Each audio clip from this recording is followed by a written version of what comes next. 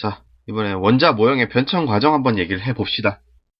자, 어떻게 원자 모형이 변화했는가. 첫 번째, 자, 1807년, 자, 돌턴이 원자 모형을 제안합니다. 자, 물질은 더 이상 쪼갤 수 없는 입자로 구성되어 있다. 입자로 구성했는데 그 입자는 단단한 공 모양일 것이다 라고 예측을 했어요. 그래서 얘를 뭐라 부르자? 원자라 부르자. 원자 또는 원소 해서 애텀, 영어로는 애텀 이렇게 부르기로 했어요. 한 다음에 자, 이 원자는 원소의 종류에 따라 크기와 질량이 다 다르다라고 설명을 했죠. 이걸 또 반대로 얘기하면 뭐예요? 같은 종류의 원소는 크기와 질량이 같다라고도 생각을 하면 되겠죠. 원소가 종류에 따라 변하니까 같은 종류끼리는 크기와 질량이 다 같아야 된다라고 얘기를 했는데, 자, 이 원자 모형의 문제점은 뭐였어요? 이제 톰슨이 응극선 실험을 했을 때 그 응극선 실험의 결과를 설명할 수가 없었죠. 자, 응극선 실험 우리 뭐였어요? 앞서서 얘기했죠. 응극선 실험을 통해서 우리 전자를 발견했죠. 전자 발견. 전자 발견이라는 건 무슨 뜻이에요? 원자는 전자와 원자 핵으로 구성되어 있다. 원자 핵은 그때 발견을 못했더라도 전자라는 것을 우리가 전자라는 게 원자를 쪼개면 전자라는 게 나온다는 것을 우리가 입증을 했는데, 여기서 우리 앞서서는 더 이상 쪼갤 수 없는 입자라고 했는데 쪼개진 거 아니에요. 따라서 톰슨의 응극선 실험 결과를 설명할 수가 없었다는 거죠. 또한 동위원소 앞서서 얘기했었죠. 자, 같은 원소이지만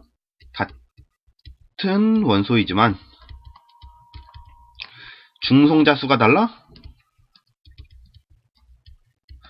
질량이 다르다. 질량이 다른 원소했어요. 즉 같은 위치에 존재하는 같은 종류의 원소이지만 질량이 다른 원소를 우리가 동위원소라고 했는데, 지금 여기서는 뭐라고 했어요? 원소의 종류에 따라서 크기와 질량이 다 다르다. 반대로 얘기하면 같은 종류의 원소는 크기와 질량이 다 같아야 되는데 질량이 다른 원소가 나와버린 거죠. 그래서 동위원소 또한 설명이 불가능했다라고 얘기를 했어요. 자, 그리고 두 번째, 이번엔 톰슨이 응극선 실험 결과를 가지고 우리가 얘기를 하게 되죠. 이제 여기서부터는 우리가 들어왔던 얘기니까. 자, 1904년 톰슨의 원자 모형은, 자, 응극선 실험을 통해서 전자가 발견된 거 보고 이걸 어떻게 원자 모형을 제안을 했다? 자, 플러스 전하를 띤 공 속에 마이너스 전자들이 건포도처럼 듬성듬성 박힌 원자 모형에서 플럼 푸딩 얘기했었죠. 그래서 자, 그림과 같은 형태를 가지는 이러한 원자 모형을 제안을 했고요. 그러니까 돌턴의 원자 모형에서 살짝 진화를 한 형태죠. 전자라는 게 발견이 되면서 전자라는 입자를 안에 집어넣었다는 게. 하지만 얘 또한 후에 이제 러더포드가 실험을 했던 알파 입자 산란 실험은 설명이 불가능하다. 왜? 알파 입자 산란 실험을 통해서 플러스 전하를 띤 원자 핵이 이제 원자의 전체 질량의 대부분을 차지하고 있고 얘네들이 가운데 뭉쳐져 있다라는 게 알파 입자 산란 실험의 결과인데, 얘는 지금 플러스 전하를 띤 원자 핵이 가운데 있기는커녕 지금 전체적으로 플러스 전하가 퍼져 있는 공 형태의 그 원자 모형을 제안을 했죠. 그래서 얘는 알파 입자 산란 실험을 설명할 수가 없었다. 왜? 알파 입자가 이렇게 되면 다 뚫고 지나갈 텐데 실제로 그렇지 않았죠. 자, 그래서 세 번째, 이제 러더포드가 알파 입자 산란 실험 결과를 가지고 다시 또 다른 원자 모형을 제안을 합니다. 이때가 1911년이라고 나와 있고요, 지금. 자, 원자핵이 발견되었고, 자, 원자핵을 중심으로 해서 플러스 전하를 띤 원자핵 주위에 마이너스 전하를 띤 전자가 아니긴 전하의 전자들이겠죠. 전하의 전자들이 이제 돌고 있는 모양, 이제 약간 원궤도를 그리면서 돌고 있는 모양.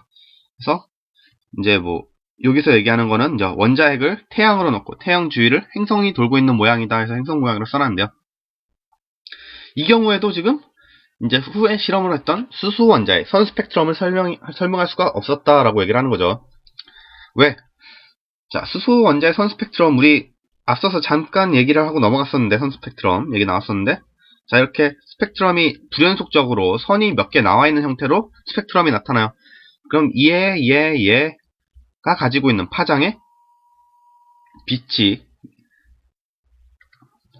다시 천천히 얘기할까요? 자, 이렇게 불연속 스펙트럼이 나왔다는 건 지금 이 띠 형태를 가지고 있는 이 부근의 파장에서의 빛만 지금 빛이 방출이 된다는 건데, 얘가 방출되기 위해서는 각각의 에너지 준위를 가진 이제 어떠한 궤도가 있어야 되는 건데, 얘네들은 다 똑같이 원궤도를 돌고 있어서 설명이 불가능했다는 거죠. 뭐 이렇게 자세히는 몰라도 그냥 러더퍼드의 원자 모형은 수소 원자의 선 스펙트럼을 설명할 수가 없었다라고 기억을 해주세요. 네, 그럼 이제 또 수소 원자의 선 스펙트럼을 설명할 수 있는 원자 모형이 나와야겠죠. 그래서 나온 게 이제 보어의 원자 모형입니다. 얘는 지금 보어의 원자 모형은 수소 원자의 선 스펙트럼을 설명하기 위해서 고안을 했고요. 얘네가 가지는 의미가 무엇이냐? 원자핵 주위를 전자가 일정한 거리에 떨어진 안정한 원 궤도를 들고 있는 모양이라고 했어요. 그래서 지금 보시면 가운데 이 까만 점이 지금 이제 원자핵이 될 테고요. 원자핵 주위를 지금 전자들이 이 N1, N2, N3라는 각각의 전자 궤도에 전자가 돌고 있다는 거예요. 그러면 어떻게 되겠습니까? 전자가 이 N equal 2인 궤도에서 돌고 있다가 3으로 나가려면 어떻게 돼야 된다? 에너지를 받아야 더 멀리 떨어질 수가 있다는 거죠. 왜냐하면 예로부터 원자핵이 플러스인데 마이너스 성질을 띈 플러스 마이너스 사이에 전기적 인력이 있겠죠. 인력을 떨치고 나서 이제 바깥쪽 궤도로 더 나아갈 수 있는 건데, 이때 에너지를 더 받아야 나갈 수 있고, 또는 이쪽을 다시 들어오려면 에너지를 방출을 해야 된다. 이때 나오는 에너지 방출이 뭐다? 수소 원자의 스펙트럼, 선 스펙트럼의 형태로 에너지가 방출이 된다는 거죠. 연속적이지 않은 일정한 에너지만을 가진. 어렵죠. 저도 어렵다고 생각합니다. 그래서 전자들이 이 각각의 궤도 n equal 1, n equal 2, n equal 3, n equal 4 쭉 나가겠죠. 아무튼 이러한 궤도 사이에서 전자들이 전이가 될 때 일정량의 에너지를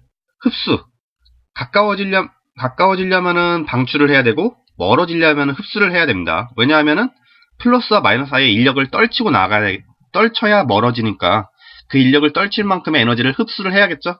그래야 궤도가 멀어질 수 있는 거고, 궤도가 가까워지기 위해서는 그 많던 에너지 중 일부를 방출을 해야 다시 원자핵과 가까워질 수 있다는 거죠.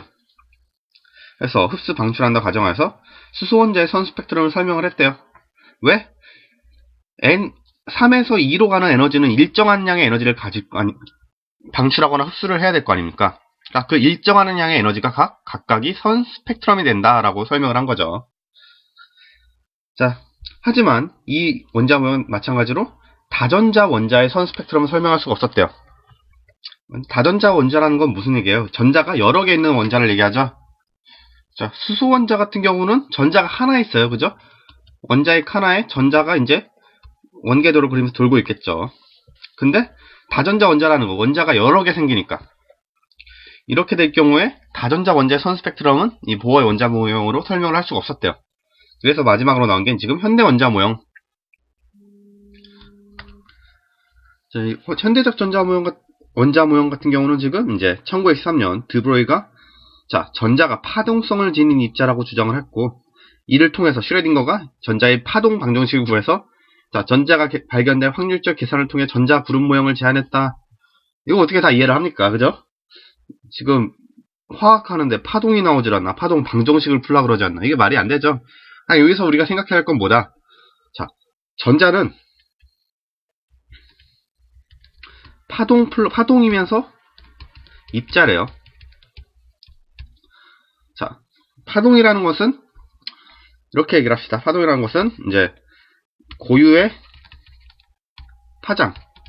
그래서 파장은 약간 에너지 개념을 생각을 하세요. 파장을 가지면서 운동한다.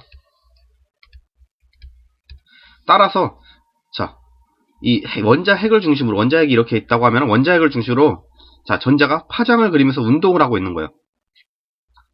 따라서 전자가 정확히 어디에 있는지 우리는 예측할 수 없다는 거죠. 그래서 얘네들을 우리가 전자구름 형태의 모형을 제안을 했다는 건 무엇이냐? 지금 약간 그림을 보시면 그림이 약간 그라데이션이라고 해야 되나요? 약간 가운데로 갈수록 약간 진해지고 이제 바깥쪽으로 갈수록 약간 옅어지는 모양을 가지죠. 여기서의 진한 진한 정도, 이 색이 진한 정도를 우리가 전자가 존재할 확률이다 라고 생각하시면 되는 거예요. 즉 전자가 여기 있을 수도 있고, 여기 있을 수도 있고, 여기 있을 수도 있고, 어딘가는 존재를 하는데, 우리가 그걸 존재하는 걸 찾을 수는 없어요. 정확히 위치를 찾을 수는 없지만, 이 전자가 존재할 확률로서 이 원자 모양을 그릴 수가 있다는 거예요.